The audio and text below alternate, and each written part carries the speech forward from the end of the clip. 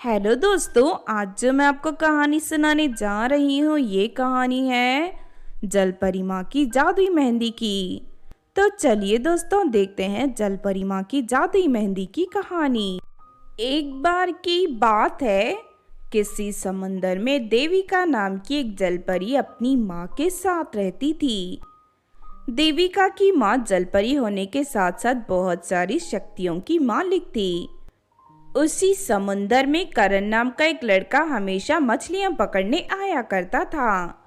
करण को देविका बहुत पसंद करती थी, लेकिन उससे बात करने की हिम्मत नहीं जुटा पाती थी। इस वजह से वो रोज करण को छुपकर देखा करती थी।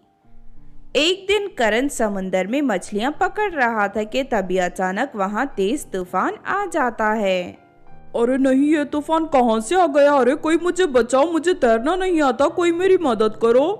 इस तरह करण जोर जोर से चिल्लाने लगता है। तभी देविका करण की आवाज सुन लेती है और फौरन उसे बचाने उसके पास पहुंच जाती है। उसके बाद देविका करण को बचाकर समुंदर के किनारे ले जाती है। मेरी जान बचाने के लिए तुम्हारा बहुत बहुत शुक्रिया। अगर तुम सही वक्त पर नहीं आती तो मैं समंदर में डूब जाता। कोई बात नहीं, ये मेरा फर्ज था। बुरे वक्त में हमें हमेशा दूसरों की मदद करनी चाहिए। उसके बाद देविका समंदर से ढेर सारी मछलियां पकड़कर करण को दे देती है। फिर वो दोनों घंटों बैठकर बातें करते हैं। फिर अगले दिन से देविका रोज करण को अपनी जादुई नाव पर बैठाकर समंदर की सैर कराने लगती है। धीरे धीरे दोनों को एक दूसरे से प्रेम हो जाता है और वो दोनों शादी करने का फैसला कर लेते हैं। माँ, मैं धरती पर रहने वाले एक लड़के से प्रेम करती हूँ और उससे शादी करना चाहती हूँ। बेटी, मुझे तुम्हारी पसंद पर पूरा यकीन है कि तुमने अच्छे लड़के को ही अपने जीवन साथी के रूप में चुना होगा, लेकिन तुम एक जलपरी हो। अगर तुम इस रूप में धरती के लोगों के बीच में रहोगी तो तुम्हें बहुत परेशानी उठानी पड़ेगी। तुम मेरी जादुई मेहंदी अपने साथ ले जाओ। जादुई मेहंदी लगाने के बाद तुम अपने आप को एक खूबसूरत लड़की के रूप में बदल सकती हो। अपनी माँ की जादुई मेहंदी पाकर देविका बहुत खुश होती है और उस मेहंदी की शक्ति से अपने आप को एक सुंदर लड़की के रूप में बदल देती है। उसके बाद देविका करण से शादी करके उसके घर चली जाती है। करण के अलावा देविका की सच्चाई उसके घर में कोई और नहीं जानता था। लेकिन करण की माँ स्वभाव से बहुत अच्छी थी। वो देविका को पहली नजर में ही पसंद करने लगती है।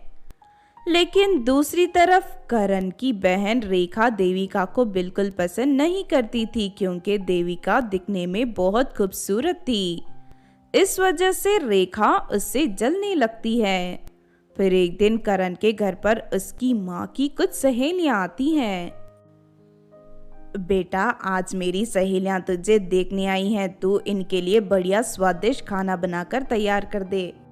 ठीक है मम्मी जी, मैं अभी रसोई घर में जाकर खाना बनाना शुरू कर देती हूँ। इतना कहकर देविका रसोई घर में चली जाती है। उसके बाद देविका अपनी जादुई मेहंदी निकालकर रसोई घर में रखे बर्तनों के ऊपर डालने लगती है और देखते ही देखते उन बर्तनों में ढेर सारा स्वादिष्ट खाना प्रकट हो जाता है। उसके बाद देविका वो सारा खाना ले जाकर घर में आए औरतों के सामने रख देती है। खाना खाते ही सभी औरतें देविका की तारीफ करने लगती हैं। अरे वाह निर्मला, तेरी बहू खूबसूरत होने के साथ साथ खाना भी बहुत स्वादिष्ट बनाती है। इससे कहते हैं सर्वगुण संपन्न बहू। सच में तू बहुत किस्मत वाली है जो तुझे इतनी अच्छी बहू मिली है। अपनी बहू की तारीफ सुनकर निर्मला खुशी से फूले नहीं समाती। तभी एक औरत रेखा से कहती है, रेखा, तेरी भाभी कितनी गुणवान है। तू भी खाना बनाना सीख ले, ससुराल जाने के बाद तेरे काम आएगा। ये सुनकर रेखा जलकर राख हो जाती है और देविका को सबक सिखाने का मन बना लेती है। बस बहुत हो गया, रोज रोज देविका की तारीफ सुनकर मैं तंग आ चुकी हूँ। पता नहीं ये कहां से मेरे घर पर आ गई। इसकी वजह से जिसे देखो वो मुझे ताना मारता रहता है। फिर एक रात देविका जादुई मेहंदी लगाना भूल जाती है और सुबह तक उसका शरीर जलपरी के रूप में बदल जाता है। तभी अचानक रेखा उसके कमरे में दाखिल हो जाती है और उसे जलपरी के रूप में देख लेती है। अरे ये तो एक जलपरी है, इसका मतलब ये अभी तक हम सभी को धोखा दे रही थी। इससे सबक सिखाने का मुझे बहुत अच्छा मौका मिला है। अब मैं इसे नहीं छोड़ूंगी। मैंने सुना है तुम जादूगरों को जलपरियों की बहुत ज़रूरत होती है। तुम लोग अपने काले जादू की विद्या के लिए जलपरियों का इस्तेमाल करते हो। और तूने बिल्कुल सही सुना है लड़की। क्या तू किसी जलपरी का पता जानती है? अगर ऐसा है तो मुझे उस जलपरी का पता बता दे। तुझे इनाम के तौर पर पूरे 1 लाख रुपए दूंगा। ये सुनकर रेखा खुश हो जाती है। अरे वाह, मजा आ गया। देविका को सबक सिखाने के साथ साथ मुझे 1 लाख रुपए भी मिलेंगे। उसके बाद रेखा जादूगर को अपने घर ले जाती है। देविका को देखते ही जादूगर खुश हो जाता है। अरे वाह, ये तो बहुत ही खूबसूरत जलपरी है। अब इसे पकड़कर मैं अपनी गुफा में ले जाऊंगा। तभी देविका रेखा से कहती है, अच्छा तो तुम्हें मेरी असलियत पता चल गई है, लेकिन इस जादूगर को यहाँ लाकर तुमने ठीक नहीं किया रेखा। अब मैं अपनी शक्ति से तुम दोनों को सबक सिखाऊंगी। इतना कहकर देविका अपनी जादुई मेहंदी निकालकर उन दोनों के ऊपर डाल देती है और अगले ही पल वो दोनों गोल गोल घूमने लगते हैं। अरे नहीं नहीं भाभी, मुझे माफ कर दो, मेरा सर घूम रहा है। भगवान के लिए अपने जादू को रोक दो वरना मेरा सर फट जाएगा। दूसरी तरफ जादूगर भी जोर जोर से रोते हुए देविका से माफी मांगने लगता है। और मुझे माफ कर दो जलपरी, आज के बाद मैं कभी किसी को परेशान नहीं करूंगा। दोनों को रोते हुए देख देविका को इन पर बहुत तरस आता है और वो उन्हें माफ कर देती है। उसके बाद जादूगर दुम दबाकर वहां से भाग जाता है।